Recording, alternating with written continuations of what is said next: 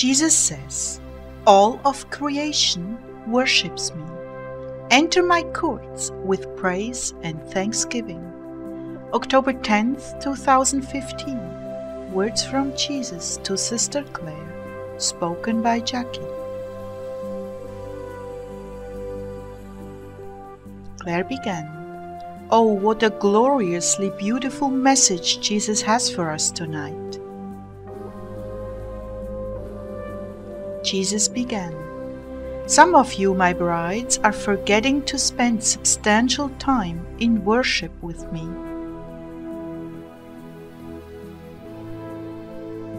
And when he said that, I was reminded of a story that Ezekiel had just run into. And you know how that goes. There are no accidents. So this is the story. Pastor Parks died of a stroke and was shown heaven and hell. This is in Korea, I believe. 2 angels escorted him to the gates of heaven, and the gates would not open, and he asked, "Why aren't they opening?" The angels said, "You have to worship. You have to sing his praises." He argued that he couldn't sing, and they told him, "You have to." And when he did, this beautiful voice came out and the gates swung open. Oh, that's beautiful.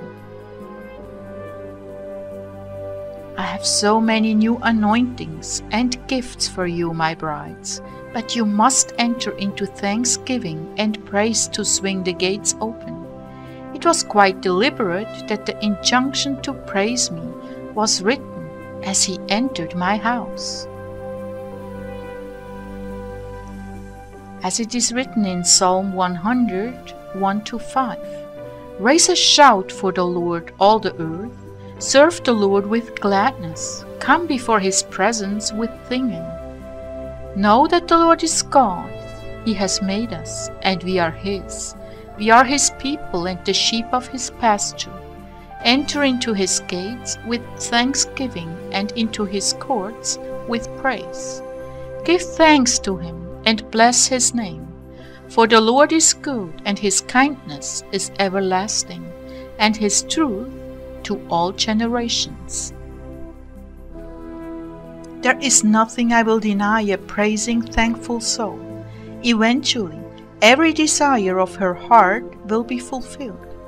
But as you throw off the feathers of the day like old rags and reach your hearts up into the heavenly courts to worship, my very arms and heart swing open to receive you, and together we enter into worship and your soul is restored.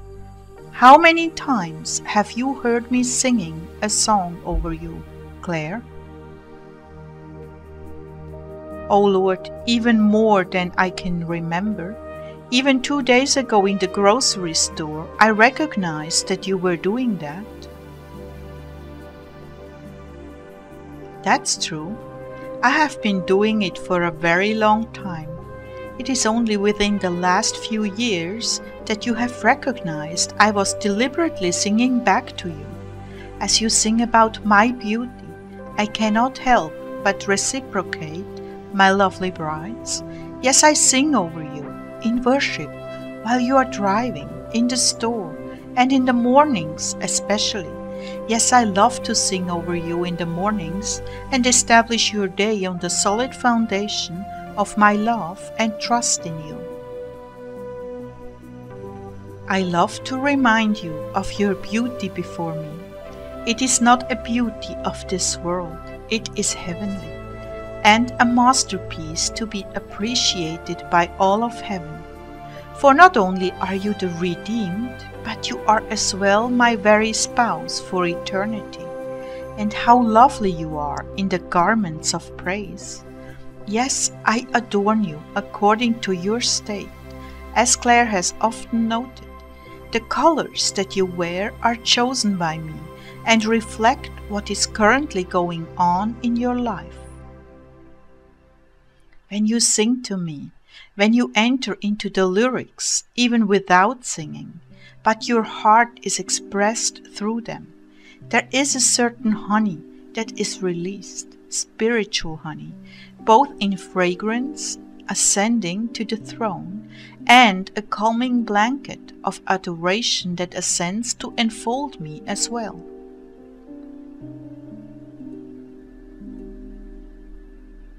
You do not yet realize what your worship means to me. If you could see the pockets of darkness around this earth, you would realize that truly earth has many dungeons, places where joy and worship are not practiced, places where I'm not known, places ridden with crime and sin. Then you would see the twinkling lights that spring up in the darkness and shine, twinkle and pulsate with praise. Yes, what you are beholding are praising souls who are glorifying me from the heart, either in song, in supplication, or in appreciation of all that I've made. It is true that nothing should be a mystery to you, nothing. All things revert back to me, but you have not yet heard the symphony of the stars, the crickets, the many waters, the fragrant winds. In each of these elements, creation praises me, and therefore I am now calling you all to a higher form of praise. You know, that's interesting, because I felt that when I was sitting under this gigantic tree in our yard. I just felt the presence of the Lord so strong in the rustling of the leaves.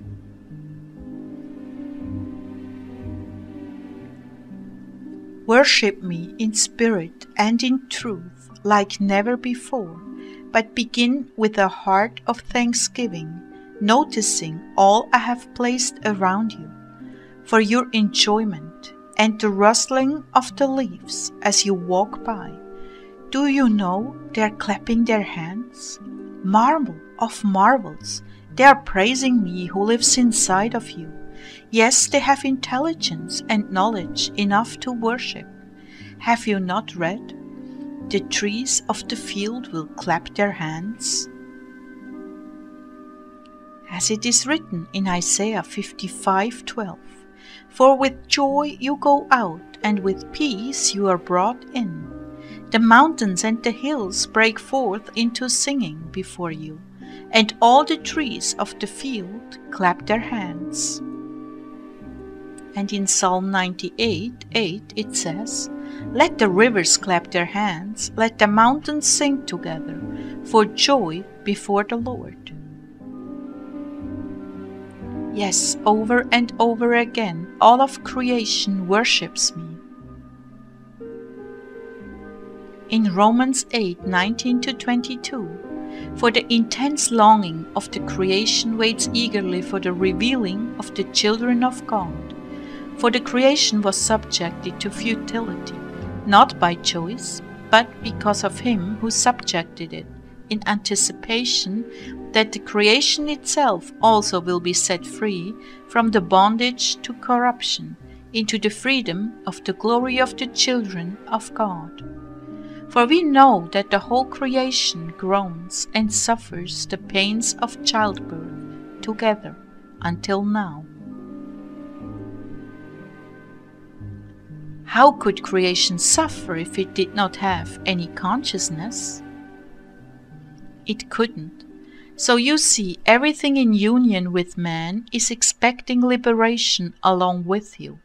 So when you walk in the park or the forest and hear the rustling of leaves, you are hearing my creation worshipping me. Will you not join in and acknowledge them?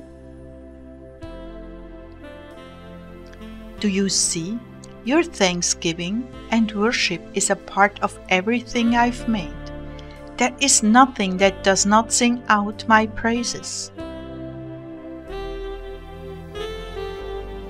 And in Psalm 19:1-4 it says, the heavens proclaim the glory of the Lord, and the expanse is declaring the work of his hand. Day after day they pour forth speech. Night after night they reveal knowledge. There is no speech, and there are no words. Their voice is not heard, and yet their voice has gone out through all the earth, their words to the end of the world. And in Revelation 14:2 it says, "And I heard a voice out of heaven, like the voice of many waters, and like the voice of a loud thunder. And I heard the sound of harpists playing their harps." So my brides, what I'm telling you is, happy is the soul who worships me. Great are the gifts to be showered on such a one as this. Come into my courts with praise, and watch the doors of heaven swing open, and reveal my presence in your midst. Allow the ebullient honey of my love to pour over your weary souls, and bask in the fire of my presence. Allow me to restore and equip you anew for the battles ahead, the challenges you face, things unheard of that I've already equipped you for. Yes, enter my heart singing praises, and allow me to endow you with a spark from the eternal fires of my love. And as you go out into the world, the fire of that love burns. It burns everything it comes in contact with. That is why Satan hates praise, hates musicians, and preeminently hates the intimacy we share in the chambers of my heart. Protect this priceless gift and dwell with me, for truly your God inhabits the praises of his people. As it says in Psalm 22:3, "You are holy, enthroned on the praises of Israel."